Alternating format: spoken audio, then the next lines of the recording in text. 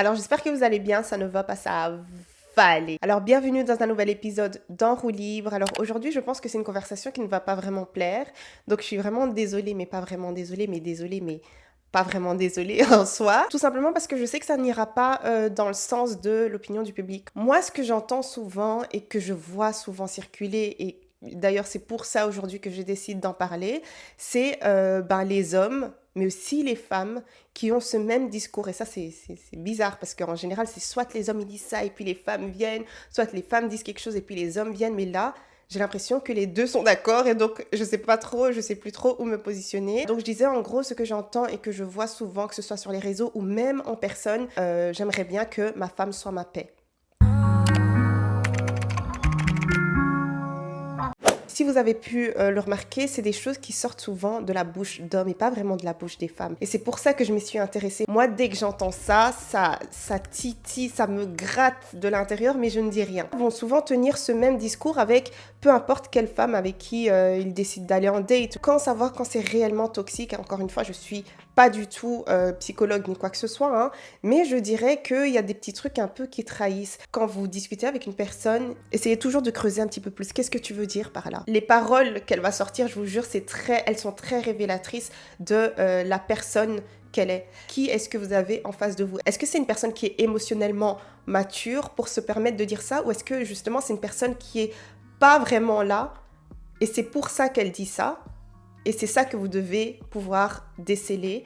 Et je trouve que ça pourrait épargner beaucoup de relations toxiques. Il n'y a rien de mal qu'un homme puisse exprimer le fait qu'il aimerait bien que sa femme soit sa paix. Mais qu'est-ce que ça veut dire? Et en fait, quand vous sentez que ça vient d'une personne qui est bien dans ses baskets, elle a tendance à le sortir, hein, bien évidemment, mais en plein milieu ou vers la fin ou quelque chose comme ça, ou quand vous allez lui poser une question.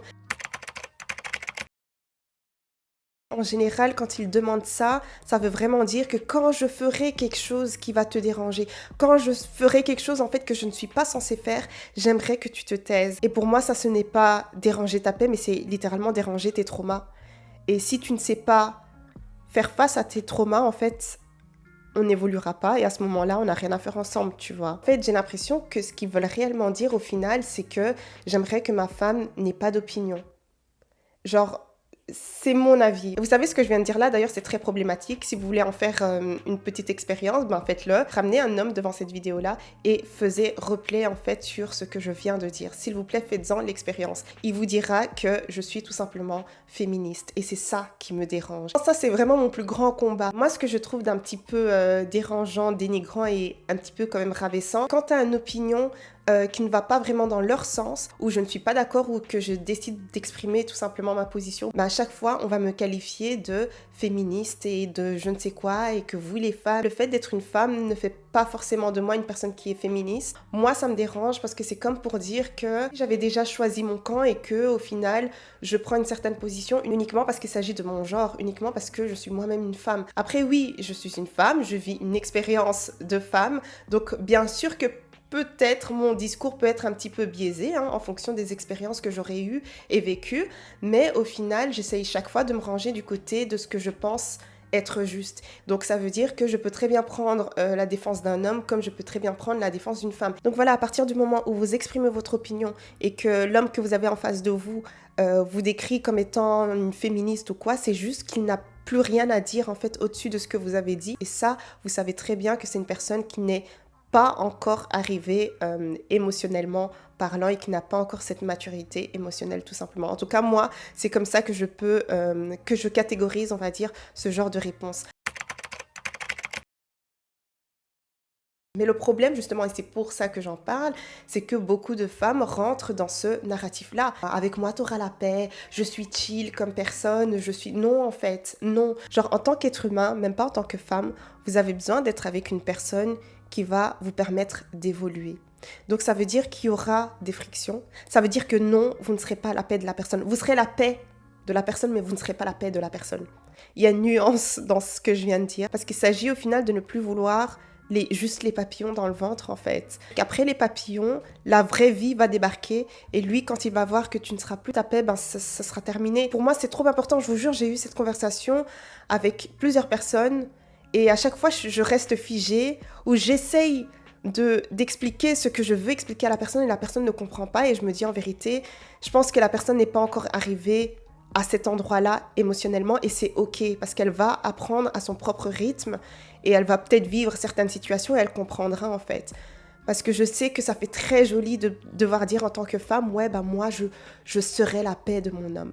Non, en fait, non, pas cette paix-là. Vous savez, l'ironie dans tout ça, c'est quoi? C'est qu'au final, ils pourront prendre une béni oui-oui. Donc, les béni oui-oui, c'est vraiment les femmes qui disent oui à tout et qui sont, on va dire, des pick-me, donc qui veulent être choisies. Elles peuvent les avoir chez elles à la maison, mais elles ne les auront pas vraiment. Ce dont ils ont besoin, pas ce qu'ils veulent. Ce dont ils ont besoin, c'est de pouvoir se challenger et grandir en tant que personne et en tant qu'homme, tout simplement. Donc, comme je l'ai dit, si en tant que femme, vous pensez qu'être une béni oui-oui et qu'être une pick-me et que de dire oui, je peux être ta paix, etc., ça va garder ces hommes-là, bah oui, ça va fonctionner, oui, c'est la stratégie, mais au final, est-ce que vous allez réellement les avoir comme vous voulez les avoir? Au final, franchement, quand il réfléchit, les hommes, ça ne se garde pas. Et moi, ce qui me dérange par-dessus tout et qui me fait même très mal, c'est le fait de savoir que certaines femmes pensent réellement qu'elles vont être appréciées pour cette raison-là, qu'elles vont être respectées, qu'on ne va pas les tromper pour cette raison-là. Et c'est un petit peu pareil comme la femme qui fait absolument tout dans la maison et qui pense que c'est ce qui va garder l'homme. Absolument pas. C'est la même chose en fait. Oui, avec moi, tu n'auras pas de problème, je suis très laid back. Non, en fait, moi, ça me dérange. Mais encore une fois, il y a encore l'extrême opposé dont j'ai quand même envie de toucher un mot. Et donc cette fameuse paix, ben c'est quoi? Oui, vous ne chercherez pas des embrouilles gratuitement, etc. Je dirais que c'est le fait de savoir qu'il y a un moment pour tout. Et c'est ça le fait d'être la réelle paix, la paix saine. C'est-à-dire que ton homme, il vient à peine de rentrer, il est fatigué, il est dépassé, tu vois qu'il est énervé aussi sur les bords et toi tu viens goum goum goum goum goum, tu descends les escaliers. Et elle barricade vraiment la porte à base de I don't want peace. I don't want peace. I want problems, always. Tu viens faire une bagarre dure, copine. Non, non. Et c'est là où je dis que le fait d'être la paix de cette personne-là, ben c'est le fait de savoir quand et ne pas surenchérir en fait sur la situation. Être vraiment très observatrice. Et c'est pas facile, hein. Faut connaître la personne avec qui vous êtes. Parce que voilà, il y a des personnes, des hommes chez qui ça sera évident. Il y en a d'autres chez qui ce sera vraiment intérieur. Et vous allez juste adresser peut-être la parole à la personne et ça va exploser, tu vois. Donc à ce moment-là, ouais, pour moi, ça, c'est ne pas être la paix d'un homme, tu vois. Là, c'est valide. Ça demande, je dirais, quand même beaucoup de maturité. Et c'est pas facile parce que des fois, nous, les femmes, on est très dans l'émotionnel et tout ça. Mais le facteur temps, je vous jure que ça change absolument tout. Et ça ne veut pas pour autant dire de minimiser ce que vous avez à lui apporter ou même carrément de s'effacer de peur que de ne pas être la paix. Surtout si c'est important, même si c'est pas important, ça devrait être apporté. Bon, après, il faut quand même choisir ses combats, tu vois. Mais s'il y a un truc qui ronge votre cœur, ça doit être dit, ça doit être partagé. Et non, vous ne serez pas la paix de l'homme. Vous serez la paix de l'homme parce que vous aurez été patiente, vous aurez identifié que ce n'est pas le moment. Et donc, c'est vraiment là où je vois qu'il peut y avoir notre force qui peut intervenir, donc notre force féminine. Vous voyez cette fameuse énergie féminine dont on parle, etc. C'est comme ça que je vois cette énergie-là. C'est-à-dire que vous voyez une situation s'enflammer, etc. Et vous allez tout simplement apporter de cette énergie féminine, apporter de cette paix. Parce qu'au final, ça fait du bien aux deux parties.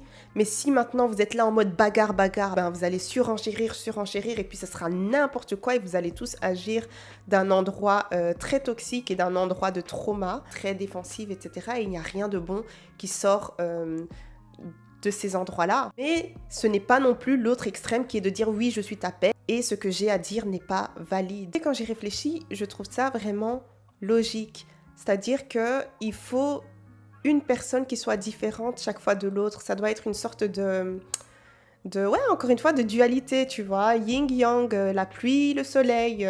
Une personne est en colère, l'autre personne a intérêt à essayer de tempérer tout ça. Et c'est bien plus sain. Et c'est un petit peu comme, je sais pas moi, parce que là je parle de la colère. Donc vous voyez que votre partenaire n'est absolument pas motivé, qu'il est vraiment très mal, etc., etc.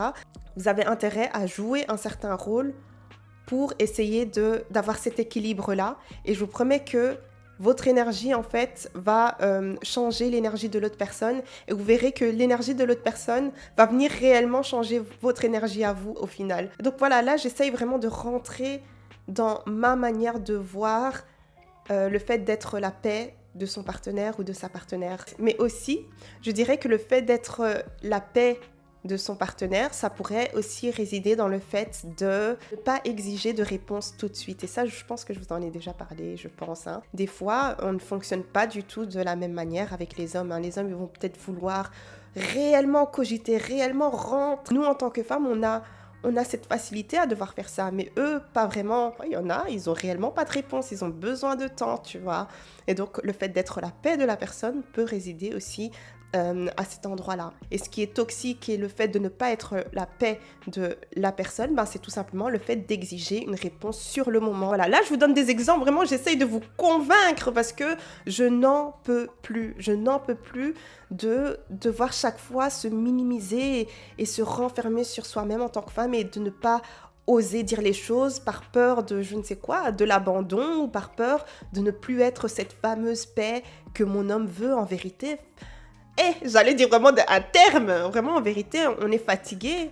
On est fatigué au bout d'un moment. Il s'agit de pouvoir opter pour la croissance, opter pour ce qui est sain, opter pour la guérison et ne pas chaque fois conforter les traumas de l'autre personne. Donc il faut laisser le temps qu'il reçoive le message, que ça cogite, qu'il parcourt le couloir et ensuite simplement la personne saura quoi vous répondre. C'est pour ça que je pense que ça nécessite quand même une profonde connaissance de son partenaire ou de sa partenaire. C'est-à-dire que vous connaissez votre partenaire et vous savez que c'est une personne qui est au tac au tac. C'est-à-dire que peu importe ce que vous allez lui ramener, il y aura une réponse directe. Mais si vous savez que vous avez une personne devant vous qui a peut-être un petit peu de mal avec ses émotions ou qui a un petit peu de mal à tout de suite réagir, ou tu vois, peu importe, c'est toujours bien en fait d'y revenir. Et puis, même en général, même si vous avez une personne qui est très tac au tac, c'est toujours bien de laisser de l'espace, c'est-à-dire dire ce que vous avez à dire et puis retourner à vos vies. Donc du coup, vous ne prenez pas de décision ou vous ne parlez pas sous l'effet de l'émotion, vous voyez.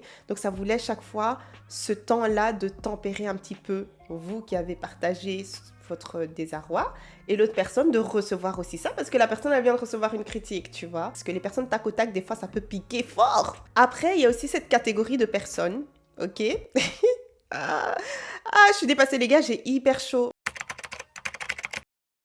Peu importe, même si vous avez été sa réelle paix, ça ne sera jamais le bon moment pour la personne et ça ne sera jamais suffisamment bien. Et peut-être qu'on va venir vous dire hey, baisse ton ton en fait, parce que là c'est too much, alors qu'il n'y a pas de ton qui a été élevé. C'est juste que ça ne te plaît pas qu'on vienne t'apporter une certaine chose. Alors à ce moment-là, c'est carrément un autre souci. Là, c'est un souci d'ego. C'est que la personne ne veut tout simplement pas recevoir ce que vous avez à lui dire de constructif toujours et de sain. On est censé être dans quelque chose de sain ici. Qu'est-ce que je pourrais dire d'autre encore Non, aujourd'hui, je déverse mon sac parce que je suis fatiguée. Et je vous jure, il y a des fois où j'ai eu des conversations avec certaines personnes et elles étaient convaincues, non, mais à la maison, il doit pouvoir avoir la tranquillité, etc. Oui, je suis d'accord, mais ce n'est pas une vie au final. C'est vous qui allez garder tout ce que vous avez à lui reprocher et à dire dans votre cœur. Et est-ce que vous allez exploser? Oui, éventuellement. C'est vraiment au départ qu'il faut poser les bonnes questions et au départ qu'il faut bien tendre l'oreille parce que je vous jure, ce qui vous a dérangé au départ, ça va s'intensifier avec le temps. Donc je ne sais pas, je ne vais pas dire que je ne sais pas. Gloria, tu sais, ok? Tu sais, désolée, j'ai besoin d'être honnête, on est sur un roue libre ici.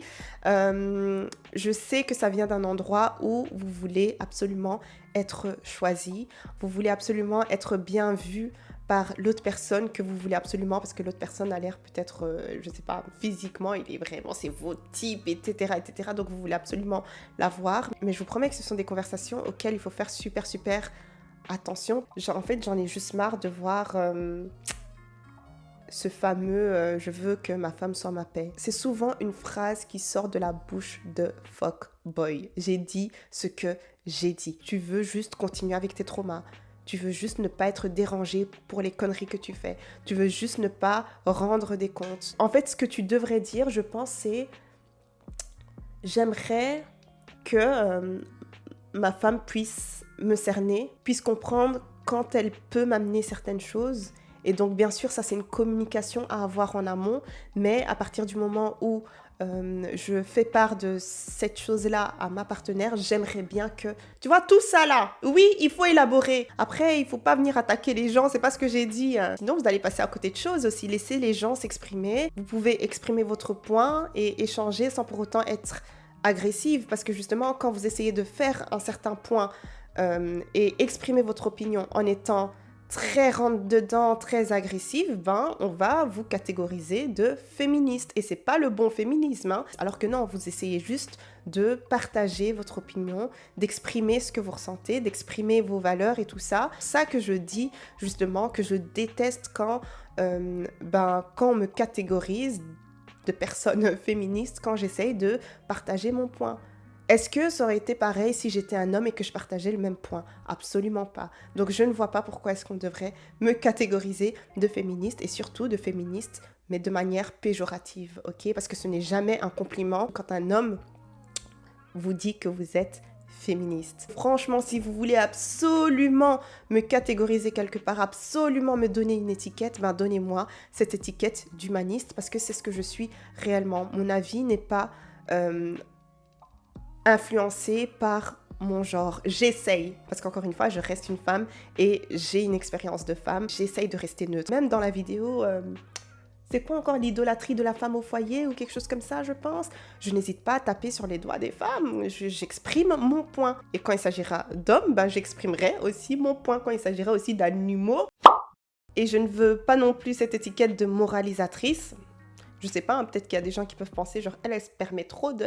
Je ne sais pas, hein. En gros, moi, ce que je fais, c'est vraiment échanger ce que je pense, échanger ce que j'ai en tête, des choses que je n'ai pas pu dire à l'une ou l'autre personne, ou voilà, j'observe beaucoup, je réfléchis beaucoup, donc je me dis, ah, bah, si je partage, peut-être que, je sais pas, peut-être qu'il y a une personne qui va peut-être m'apprendre quelque chose, ou qui va peut-être changer ma manière de voir les choses, ou qui va juste peut-être m'écouter, et peut-être que ça va changer sa manière... Vous voyez ce que je veux dire? Juste pour cette raison-là, je ne suis là pour faire la morale à personne, vous prenez ce que vous avez à prendre, et si vous voulez le prendre, et le reste, vous jetez, ou ce que vous voulez en faire. Au moins, j'aurais parlé avec mon cœur et à quelqu'un, et puis voilà, pour moi, c'est le plus important. C'est pour ça, justement, que j'ai décidé d'appeler mon podcast en roue libre, parce que je suis réellement en roue libre, et je dis ce que je pense avec ma poitrine, ok? Bisous, bisous les gars, et à la prochaine. Mouah.